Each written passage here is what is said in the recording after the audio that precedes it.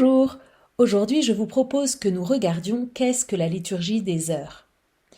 La liturgie des heures, c'est une très bonne façon de consacrer chaque jour totalement au Seigneur en rythmant notre journée par la prière. La liturgie des heures, c'est une série de psaumes et de prières qui sont adressés à Dieu à des moments définis de la journée.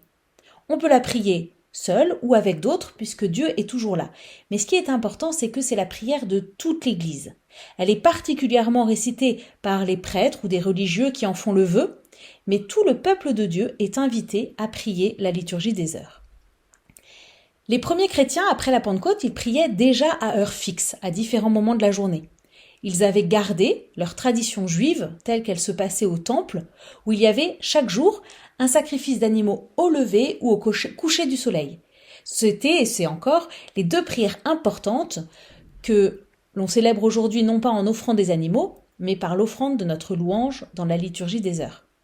Rapidement, pour les disciples de Jésus, la coutume s'est établie d'affecter à la prière commune des moments déterminés dans la continuité de la prière du temple, comme par exemple quand tombe le soir et qu'on allume la lampe, ou la première heure du jour quand la nuit touche à sa fin. Il y avait aussi d'autres moments de prière qui sont cités dans les Actes des Apôtres. On voit par exemple les disciples rassemblés pour la prière à la 3e heure, c'est-à-dire vers 9 heures du matin. À un autre moment, au chapitre 10, on voit Pierre monter à la chambre haute pour prier vers la 6e heure, c'est-à-dire vers midi. Au chapitre 3, Pierre et Jean montaient au temple pour la prière de la 9e heure, au milieu de l'après-midi, c'est-à-dire vers 15 heures. Et enfin, au chapitre 16, au milieu de la nuit, Paul et Silas, en prière, louaient Dieu. Donc, ces prières faites en commun allaient constituer progressivement un cycle d'heures bien défini. Alors concrètement, comment est-ce que ça se passe pour nous ? Il y a l'office des lectures. On le dit quand on veut, mais traditionnellement, il est dit de nuit. On l'appelle aussi les vigiles. Ensuite, l'office de laude. L'office de laude, qui a donné le mot louange, est dit à l'aube, au moment du lever du soleil. À la 3e heure après le lever du soleil, c'est-à-dire à 9 heures, il y a l'office de tierce. À la 6e heure après le lever du soleil, c'est-à-dire à peu près vers midi, il y a l'office de sexte. À la 9e heure après le lever du soleil, environ vers 15 heures, il y a l'office de nonne.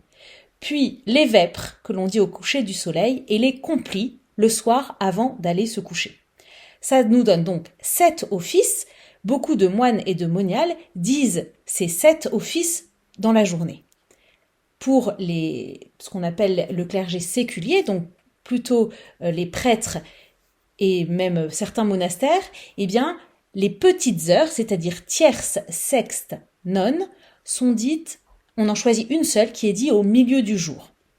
Alors, si ça vous tente, il y a un site internet gratuit et une application qui permettent de prier cette liturgie avec toute l'Église. Ça s'appelle AELF. Sinon, il existe un livre appelé le Bréviaire ou encore la prière du temps présent.